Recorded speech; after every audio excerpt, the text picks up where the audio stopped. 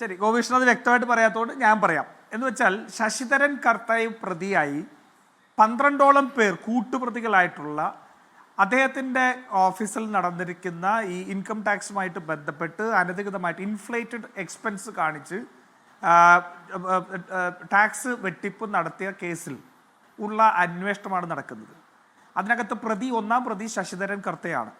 അദ്ദേഹത്തിൻ്റെ മകൻ ശരത് കർത്ത ഉൾപ്പെടെയുള്ള പ്രതികളുണ്ട്. 12ാം പ്രതിയാണ് വീണ തൈക്കണ്ടി എന്ന് പറയുന്ന പിണറായി വിജയൻ്റെ മകൾ. അപ്പോൾ ഇന്ന് ഈ കാണിച്ചു കൂട്ടിയത് മുഴുവൻ ആരെ സംരക്ഷിക്കാനായിരുന്നു? പിണറായി വിജയൻ പ്രതിയല്ലല്ലോ. ഇന്ന് കാണിച്ചു കൂട്ടിയ കേരളത്തിലെ പാർട്ടി സംവിധാനത്തെ മുഴുവൻ ദുരുപയോഗം ചെയ്തുകൊണ്ട് അവിടെ ഇവരുടെ പാവപ്പെട്ട സഖാക്കളെ നിയമത്തിന് മുന്നിലേക്ക് എറിഞ്ഞു കൊടുത്തുകൊണ്ട് ഇത്രമാത്രം വലിയ അക്രമവും ഈ പറയുന്ന ഇതെല്ലാം കാണിച്ചത് ആരെ രക്ഷിക്കാനാണ്?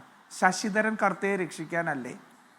ശശിധരൻ കർത്തയിൽ നിന്നും മേടിച്ച പണത്തിൻ്റെ പ്രത്യുപകാരമല്ലേ? പിണറായി വിജയനകത്ത് പ്രതിയല്ലല്ലോ.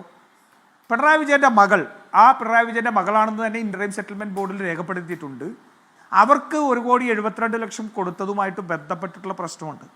അതുകൂടാതെ ഏകദേശം 93 കോടി രൂപയാണെന്നാണ് എൻ്റെ ഓർമ്മ ഈ ട്രാൻസ്പോർട്ടേഷൻ എടുത്തിന് ഇൻഫ്ലേറ്റഡ് ആയിട്ട് അധിക ചിലവായിട്ട് കാണിച്ചിരിക്കുന്നു എന്നുള്ള പ്രശ്നമുണ്ട്. ഇത് സംബന്ധിച്ച എല്ലാ പ്രതികളും ഇതിനകത്തുണ്ട്. പിണറായി വിജയനകത്ത് പ്രതിയല്ല.